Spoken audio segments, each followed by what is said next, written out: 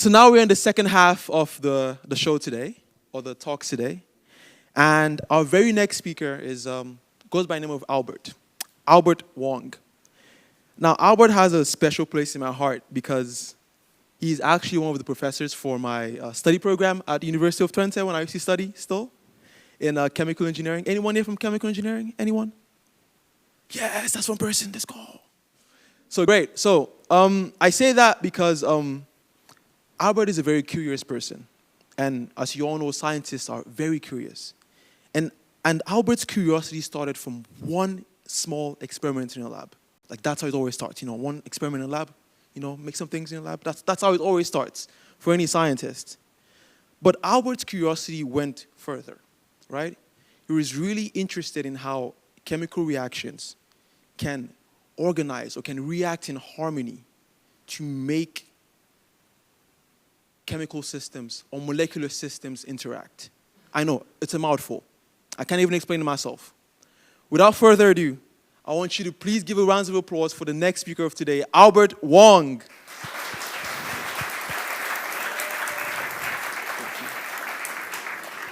Thank you. Little of 10 years ago, I was at the Royal Theatre Carré in Amsterdam. I went there to visit a concert together with my wife, back then my girlfriend, who happened to be a major fan of Skunk Anansie, a British rock band performing in Carré. That night was special. The rock band would perform all their songs in an acoustic version. And when doing so, they could show a very different side of them, a more vulnerable side, I would say. And it was especially noticeable when they introduced their songs. They introduced it with a story, and there was one particular story that really stood out to me. That was when they introduced the song Hedonism right at the end of this concert. This song, for them, was the song that made their career. Now, what I haven't told you is that in that year, I actually started my PhD in chemistry. I don't write songs. What I do is make experiments. And I started to drift off while they were playing because at that moment, a realization came to me. I was thinking, I was dreaming actually, that maybe one day I could do an experiment that could be the start of my career. Now, to illustrate what are the type of experiments I'm talking about, I actually brought one today with me. So behind me, what you see is a video that I've captured in the lab. And the glass container that you see over there is of this size. In it, there's a blue liquid, and it had turned yellow. But it doesn't stay yellow. What it does, it turns back blue. Chemical reactions are not supposed to do that. But this kept on going from yellow to blue, to yellow to blue. And this is called an oscillating chemical reaction. This was first discovered by a chemist named Boris Belousov in 1961. And right when he saw it, he knew it. This is a major discovery of what I just told you. Chemical reactions are not supposed to do this. He didn't know how it happened. He also didn't know why it happened. It wasn't a scientific accident that he saw what he did. And so it took a little while to convince the scientific community that what he observed was real. It took actually very long for the scientific community until Belousov actually retired from science to finally understand that chemical reactions that can do something like this, that can oscillate, are very important in life.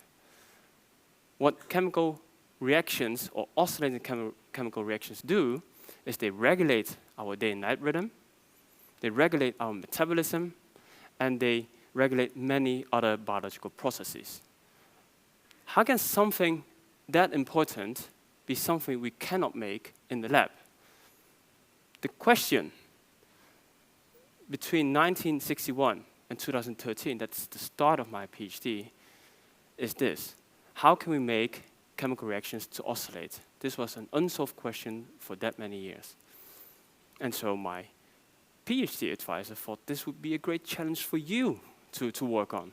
And so he teamed me up with a friend of mine, and together we immediately found a sort of hyperfocus, And by hyperfocus, what I mean is we worked for 1.5 years straight, every day, including many evenings, many weekends, trying to find out if we could build a blueprint or sort of a map that could actually make these type of reactions. Now, what we understood very soon is that one reaction is not enough, 2 reactions is not enough. You need a set of reactions. And that's the difficulty. Normally, or what traditionally chemists is trained to do, is to make molecules or study reactions. But here we needed something else. What we needed, what we found after 1.5 years, is the following. We needed many compounds, all of them needed to react all together in order to make something that I've now called it blue and yellow to oscillate. So I will not go in detail here, but what you see is a couple of Pac-Mans. These are enzymes, proteins that can cut small molecules, and some of them I have depicted here.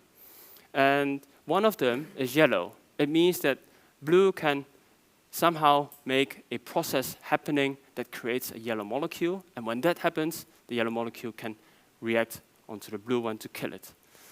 Everything else around it, the network around it, is needed to sustain this process. And that's what makes it so difficult. And after 1.5 years, we did the key experiment that was needed to prove our point.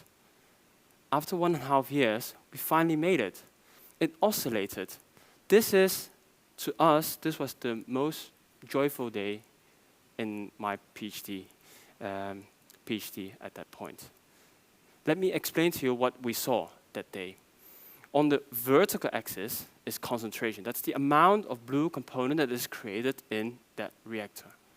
And what we did, is monitor that production over time. That's the horizontal axis. And what you now see is that first you have this peak that is created because you create or produce a lot of blue. Yellow starts to produce, and then it kills whatever was created in the first place. It takes a while for the second wave to start, and then it is killed again, and until after 20 hours or so, it stabilizes into a fixed period that is the same amount of time required to have one peak, and the peaks are always the same. And now that was the point that we knew that what we have created was indeed an oscillating chemical reaction. I should actually tell you, the data points that you see here depicted, they are measured manually. It meant that if we had to make this reaction to happen or make this experiment to work, we actually spent 60 hours plus to measure what came out of that reactor. And that means to us that we had spent 2 all-nighters doing this. And I want to tell you that I actually still remember the day that we started the experiment. That morning, we knew this is it. This must be the day, because we also failed 100 times. In case you have noticed, on the top left, this is experiment number 119. We had spent a lot of time understanding what not to do. We failed a couple of times. We understood this is what we needed to tweak, to change ever so slightly, to finally know that on that day of this experiment, everything had to work. And so we started the day, we prepared the setup. Right around 4, we wanted to start, but then we looked at each other. We said, okay, let's have a dinner first. Let's prepare for what's to come. We had a dinner, we started the experiment. The first night was a little bit tough, but then we knew in the afternoon, the day after, on the afternoon, we saw what we wanted, and the second day was easy. And I think on day 3, this was by all means the best day of our scientific career. At that point, we didn't know yet that this experiment would be the most important experiment in our first publication about this work that came 1 year later. What we didn't know is that publication would become indeed the blueprint for making molecular oscillators.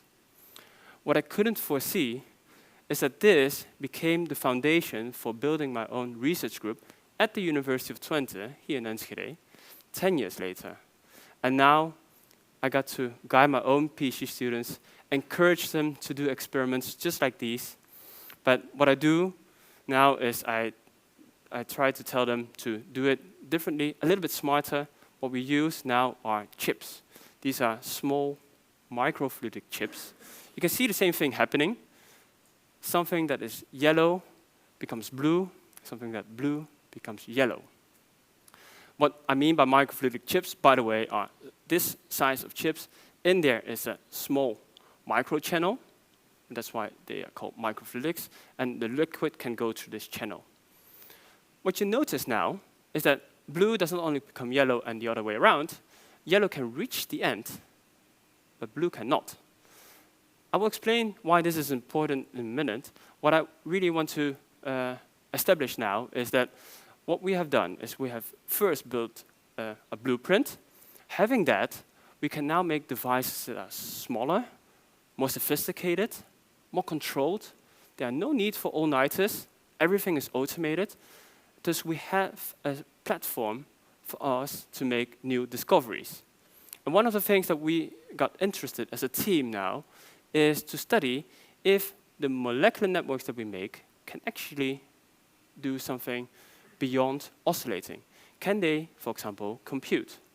Can they process information? So it's a very rudimentary example that I want to show you here is what we do, since we work with small devices, we coat the inner side of these channels with a polymer. And what it does, it interferes, it changes the reactions inside it, and thereby any input sequence that you would put in now changes into something else. And what do you know? One input sequence can be translated into many output sequences. That should not happen, actually. And so what we started to think about is that information processing, now based on molecules, but in general, is something that is what humans have been a little bit uncurious about in the past years.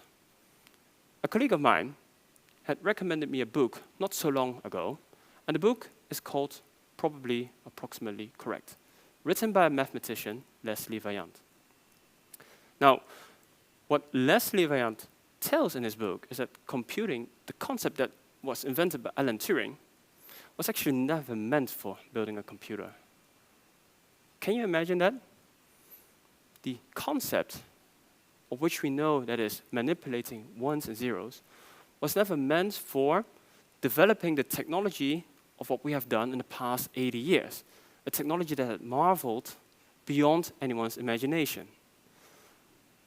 What that concept was meant for is understanding the fundamental laws of nature. In nature, you can find many types of living systems, and all of them can compute. All of them are capable of solving complex tasks in very complicated environments. And there's nothing you can program to take into account all these scenarios. So what differentiates that type of computing from what we do, or what is perhaps in your iPhone, is that it's not exact. It can actually not do many of the things that you can do with your iPhone, but it can do one thing much better, and that is adapt. It can extract information from the environment. And that is why that experiment that I showed you is so important. Let me show it to you again. This experiment that I explained to you went from blue to yellow in this channel, and from yellow to blue. But whereas yellow could reach the end, blue cannot. And that meant something for us. It meant that the yellow state of the system is a little bit more stable. That's where you can store memory, albeit temporarily. But since the blue state is less stable, what that can do is become susceptible to changes in the environment. That is the stage wherein adaptation can occur. And when you now combine the two, what you get is a system that is history dependent. A system that is capable of memorizing what happened in the past. And now what we do in our group is try to use that, or define what type of memory that is, and use that to process information or to induce actions in the future. And if we can do that, we will be able to make completely new algorithms that are chemically driven. Now, would that help us to develop also new paradigms in computing? I think no one knows. I think the only way to know is to try. And I think that's thus the power of doing experiments. When you do experiments like these, you can push the boundaries. You can break a frame. And looking back at that evening in Carré, in the Royal Theatre Carré, I think my first experiment was lucky enough to help me trigger my career. It did actually much more than that.